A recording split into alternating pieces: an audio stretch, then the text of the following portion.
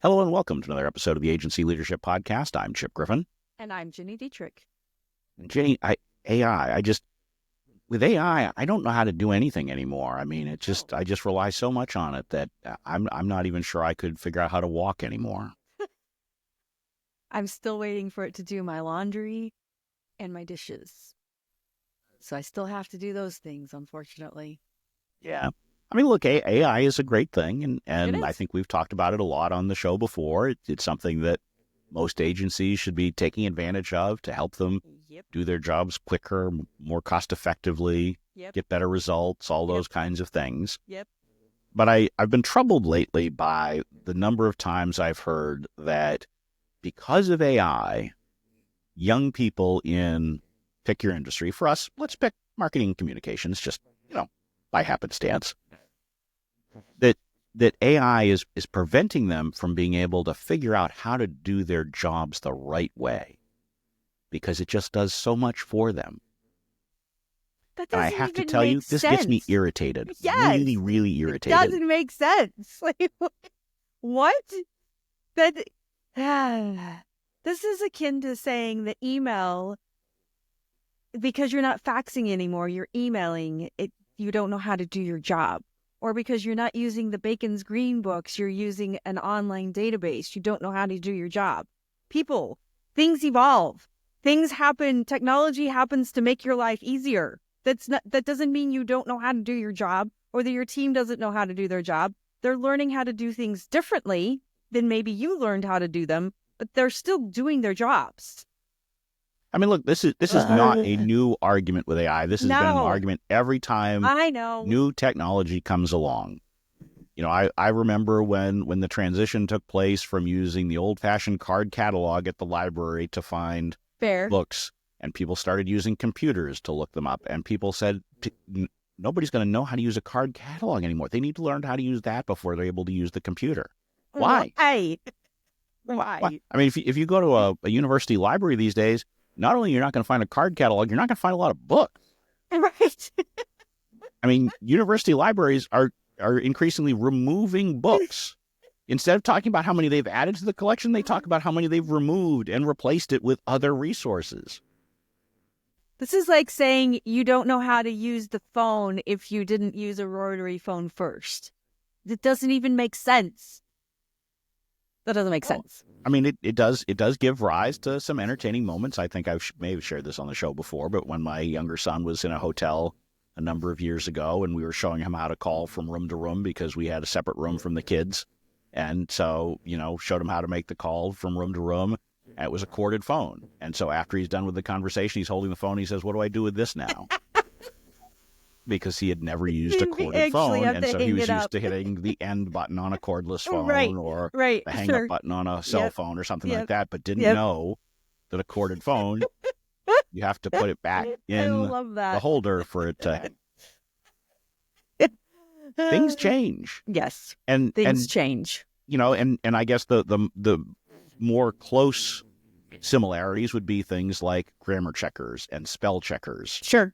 Right? And I mean, at the end of the day, all you got to be able to do these days is spell close enough that the autocorrect gets it for you. Yep. Is that the end of the world?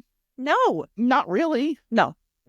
I mean, unless you plan on entering a spelling bee, I don't really care that the computer is helping you do it because you're always going to have the computer. Right. Correct. I mean, almost nobody... It's the same argument. I see this argument in the local community Facebook page. The schools are not even teaching you cursive anymore. Why would you? Right. I mean, I think it would be helpful if you taught kids and made them regularly actually sign their names, because my kids don't really know how to do a signature. Yeah. Right? They just print their... at least that they're an X, I suppose. But still, I mean, there are some basics that you ought to learn somewhere along the way. But I think that viewing AI as an obstacle to whether it's junior, mid-level, senior people learning how to do their craft more effectively it's a losing argument. Yeah. What you need to do is figure out how to integrate those things. The only reason it would ever matter is if you said, look, I think this AI is a passing fancy, and it's something that's not going to be available to us in 5 years. If you're using something that you legitimately believe is no longer going to be available to you, which is rare with technology, but if that's what you believed, okay, now then you may want to think about understanding how to do it without that tool. But here's the reality. AI is not going away. Right. We are not going to lose access to it. It is, Yes. we are at the early days, and it is only going to get better. Yep. So Yeah, seems to me, yes. figure out how to use it. Yes. Don't lament the fact that it's making it so that people aren't, writing a press release the old-fashioned way. Yeah, so I just saw research that said that 97% of US teenagers are using ChatGPT for their homework. And everybody's all up in arms about it. And it's like, okay, I'm sure that's the case because last year in 5th grade, there was a little boy in the class that was using ChatGPT for his homework. And the teacher was like, you can't do that. Like, so if they're doing it in 5th grade, it's exponentially more in high school and college, right? And that is the world that we live in. So if you're worried about junior level employees joining your team and they're using AI to help them do their jobs, I would be less worried about that because the AI is pretty smart. And I always say, like, Claude is my really smart intern because it can do things so much faster and so much more intelligently than an intern can. Because I have to tell it one time. I say, okay, I'm going to train you on this, or I'm going to upload all of this to my knowledge base, or I'm going to create a project and have all of this data and documentation in there, and you're going to learn from it. And you only have to tell it once. That's not the case with a human. So now you have junior level people joining your team and you say, okay, we need a news release and it needs to say this, and they have the AI draft it for them. It's going to be a better piece. What you should be focusing your junior level team on is editing, prompting, like those kinds of things, because the true value comes in the expertise that you have in making sure that it's legitimate and valuable. I just saw that the Google AI Gemini had suggested that if your cheese is falling off of your pizza, perhaps you use non-toxic glue in the cheese. And I was like, what? It's not quite there. So I think what you have to be training your team on All of it's non-toxic. Fair. I mean, it's glue, right? If you can eat glue, some people ate glue when they were kids. If you're training your team on editing, ensuring that the information is correct, sourcing, and driving the expertise, who cares if they're using AI? Who cares? Yeah, I mean, I think that's the key. It's figuring out how to use it in the right way, understanding what the potential pitfalls are. And, you mentioned 5th graders and ChatGPT, and it sort of reminds me of 15 years ago when there was all the hullabaloo about students using Wikipedia for reports. Yep. Oh, no, you need to go to the actual encyclopedia or the original source or those guys. Okay, cool, great. How about instead you just teach them what are the risks of Wikipedia and how you have to follow up on things, and you have to be careful with controversial topics because of the editing wars that take place.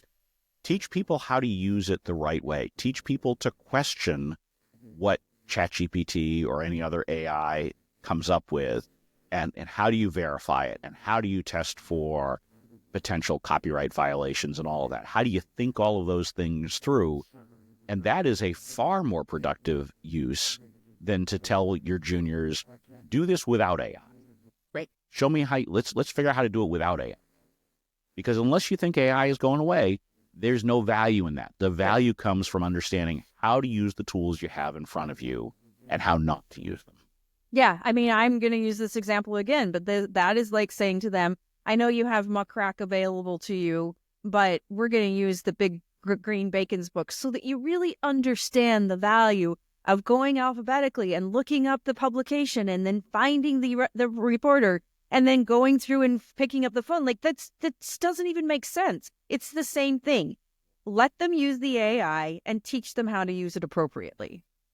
Yeah, I mean, there was a time where I would have loved to have forced my juniors to use the X-Acto knives like I did when I was getting started, to cut the articles out, tape them with Scotch tape onto a piece of paper, take it to the copy machine, make a photocopy, stick it in the fax machine, fax it off to somebody else instead of just logging into one of these platforms and instantly seeing something that was not published yesterday or the day before, like we were doing with the X-Acto knives, but were published in the last hour or the last few minutes. Yep. It is entirely different, and you need to rely on the tools that are there in front of you. And, that the folks who are arguing things like, well, you can't use a calculator without understanding how to do long division or whatever. Why? When was the last time you had to do long division on your own? In your head. The only time I have to do it is when my 6th grader is like, hey, Mom, what's... And I'm like... And then I have to give her the answer. Right. Yeah.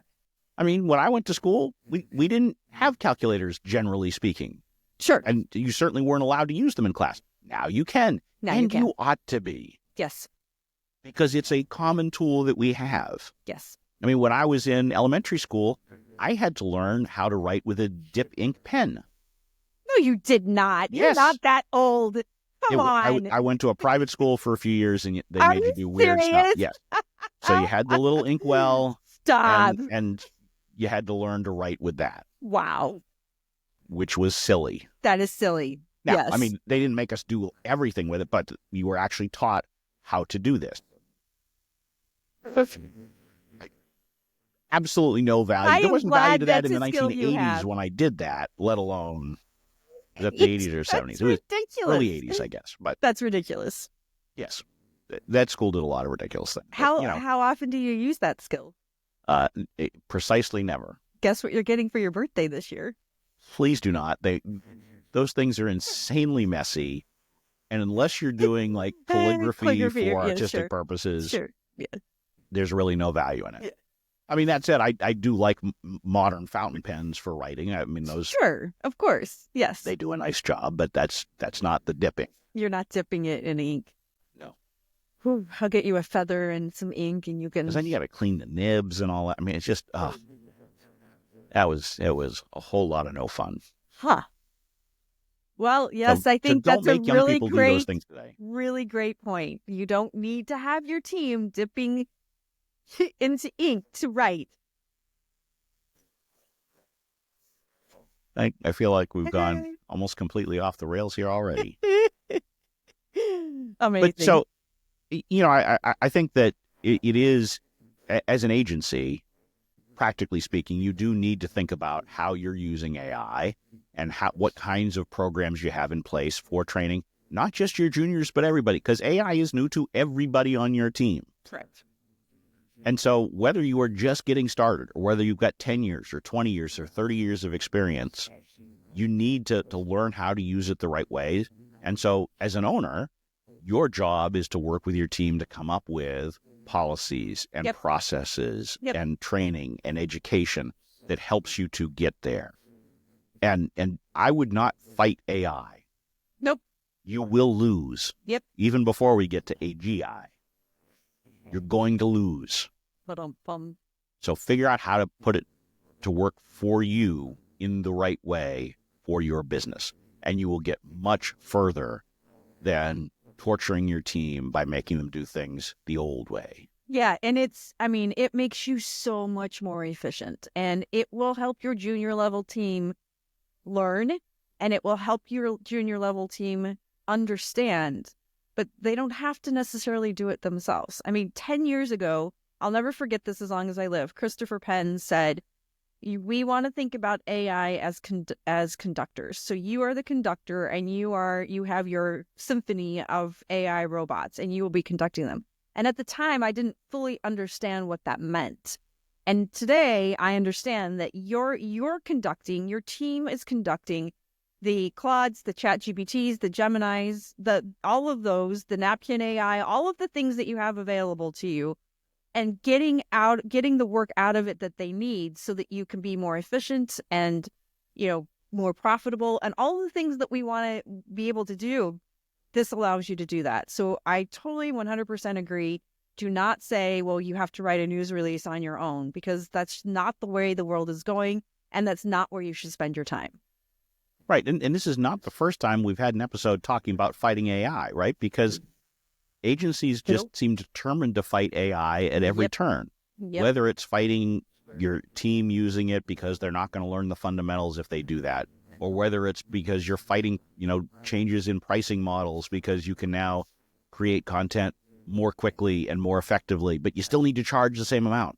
No, you don't. No, you don't. No, you don't. As you save time doing things, you find other ways to leverage the time, and you produce better results more quickly for your clients. You don't say, well, just because we've got these things that are going to help us, we're either not going to use them because we need to justify our higher prices, or we're going to just charge you exponentially more because we're giving you the same thing. You are and you aren't. You figure out how to use all these things to make yourself better, to make your team better. Don't view them as the enemy. Yeah, it's not. And I totally agree. If you can find ways to be comfortable with it, you will be so much happier. It's so much happier. Like even for me, there have been things on my list for years that I've always had to do, that I haven't enjoyed doing, that I've always procrastinated because I know how much brain power it takes. And those things, if I can sit down and at least ask AI to get me started, I don't procrastinate anymore. There might be other things I procrastinate on, like laundry and dishes, but I'm not procrastinating on the big brain things anymore because it helps me get started. So it's just the argument that all of the things that you just said, all of the arguments that we hear, it's ridiculous. Use AI. It's amazing. Yeah. I mean, to your point on procrastination, I mean, this podcast is a perfect example. When I finished a podcast and I had the video done, I would often procrastinate on the actual editing to get it all looking good. And, sure, I used to want to try to, spend a lot of time on camera switching and all kind of, and it was a pain. And so then I said, well, forget that. We're just going to go simple side by side. Yep. And more recently, I've started using AI editing. And so at literally the click of a button, it does automated camera switching. Is it perfect? No. Is it good enough? Absolutely. Absolutely. Yeah. And I've had people tell me that it's more interesting to watch these now because they can see the camera switching back and forth between the two of us. And so, that's video editing 101. Don't have a static shot for 15 or 20 minutes. Right. And so even though it doesn't change the substance at all, having that one click allows me to stop procrastinating. I do it very shortly after we're done.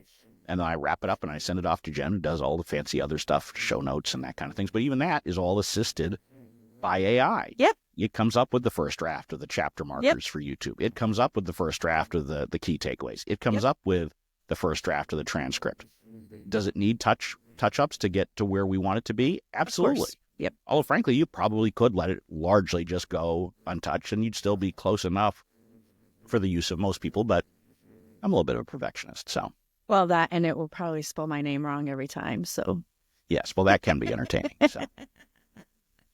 But in any case, I think that's probably a good place to wrap up. I agree. Use show. AI. Stop being stubborn. AI is your friend. It is not the enemy. That is right. I'm Chip Griffin. I'm Ginny Dietrich. And it depends.